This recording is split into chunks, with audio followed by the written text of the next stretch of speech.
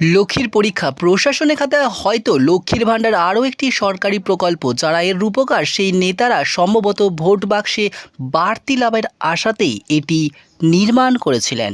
পশ্চিমবঙ্গে নির্বাচনের ফল বেরোনোর পর এক বিরল দৃশ্য দেখা গেল। সব দলের ঐকমত লক্ষ্মীর ভাণ্ডারের কারণেই যে তৃণমূলের বিরুদ্ধে ভোট টানা কঠিন হয়েছে সে বিষয়ে একমত বিজেপির রাজ্য কমিটির সদস্য সুনীল দাস, বিষ্ণুপুরের বিজেপি প্রার্থী সৌমিত্র খা, সিপিএমের রাজ্য কমিটির সদস্য তুষার ঘোষ সহ বেশ কিছু বিরোধী নেতা। রাজ্যের মেয়েদের ভোট গিয়েছে তৃণমূলের ভাণ্ডারে, তার ইঙ্গিতও মিলেছে। ঝাড়গ্রাম লোকসভা ভোটের প্রাথমিক পর্যালোচনায় দেখা যাচ্ছে মেয়েদের ভোট 92% গিয়েছে তৃণমূলে। ওই প্রকল্পই তার কারণ মনে করছেন একাধিক তৃণমূল নেতা। তা থেকে এও স্পষ্ট হয় যে মেয়েরাই এবার রাজ্যের সাধারণ নির্বাচনের ফলাফলের নির্ণায়ক। মেয়েরাও যে ভোট ব্যাংক, এমনই একটি কথা অনেক দিন থেকেই শোনা যাচ্ছে। তবে ব্যাংক কথাটির মধ্যে নিশ্চিন্ত গচ্ছিত রাখার একটা দ্বৈতনা রয়েছে। রাজ্যের পঞ্চায়েত, বিধানসভা এবং লোকসভা নির্বাচনের ফল মিলিয়ে দেখলে কিন্তু এমন নিশ্চয়তার আভাস মেলে না। ভোট লক্ষ্মী সততই চঞ্চলা, মেয়েরাও বিনা প্রশ্নে একই দলকে সমর্থন করছেন এমন কিন্তু নয়। তবে 2024 সালের সাধারণ নির্বাচনের পরে আর সংশয়ের অবকাশ নেই যে রাজ্যের মেয়েরা এক বিশিষ্ট নির্বাচক মণ্ডলী হয়ে উঠছেন। নিজেদের বিচার বিবেচনার ভিত্তিতে তারা স্থির করেছেন কোন বিষয়টিকে অগ্রাধিকার তারা দেবেন। ধর্ম, সম্প্রদায়, প্রশাসনিক দুর্নীতি, রাজনৈতিক নেতাদের পক্ষপাতিত্ব, প্রতারণা, নারী হিংসা, এমন নানা নির্বাচনী বিষয়ের মধ্যে তারা লক্ষ্মীর ভাণ্ডার প্রকল্পটিকে পাখির চোখ ধার্য করেছেন। কিছু টাকার প্রাপ্তিকে গুরুত্ব দেওয়াটা মেয়েদের রাজনৈতিক চেতনার অভাব নয়, এটি মেয়েদের সচেতন নির্বাচন, যা তাদের জীবন সঞ্জাত রাজনৈতিক বোধের প্রকাশ।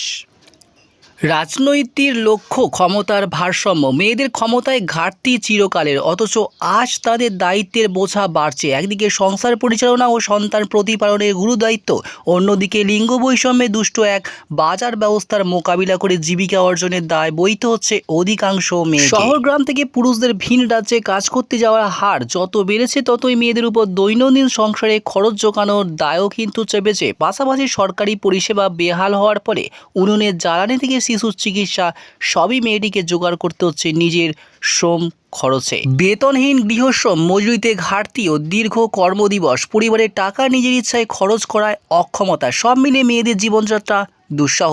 গত কয়েক বছরে পশ্চিমবঙ্গ তথা ভারতে যথাযথ পারিশ্রমিক এবং সম্মানজনক কাজের শর্ত দাবি করে যত আন্দোলন হয়েছে তার পুরোধা ছিলেন মেয়েরা। আশা, অঙ্গনওয়াড়ি, মিড ডে মিল কর্মী, সাফাই কর্মী, চা বাগানের কর্মী সহ সব রকম পেশাতেই মেয়েরা নেতৃত্বে এসেছেন এবং মেয়েদের জীবন জীবিকার সংকটের প্রতি সরকার ও সমাজের উদাসীনতাকে আঘাত করেছেন। মেয়েদের শ্রমের স্বীকৃতির দাবি দিয়ে ধারাবাহিক আলোচনা রাজনীতির মূলস্রোতে তেমন প্রভাব না ফেললেও জীবিকার প্রশ্নটিকে অগ্রাধিকার দেওয়ার শক্তি হয়তো জুগিয়েছে এতগুলি মেয়েকে। প্রশাসনের খাতায় হয়তো লক্ষ্মীর ভাণ্ডার আরও একটি সরকারি প্রকল্প। যারা এর রূপকার সেই নেতারা সম্ভবত ভোট বাক্সে বাড়তি লাভের আশাতেই এটি নির্মাণ করেছিলেন। হ্যাঁ বন্ধুরা, মাসে 1000 টাকা কিংবা 1200 টাকা কেবল কিছু অর্থ সাহায্য নয়, যদিও তার মূল্য কিন্তু দরিদ্র মেয়ের কাছে কিছুটা কম নয়, অনেকটাই বেশি। তা বস্তুত মেয়েদের উপর সাময়িক অন্যায়ের স্বীকৃতি ও তার সংশোধনের প্রয়াস।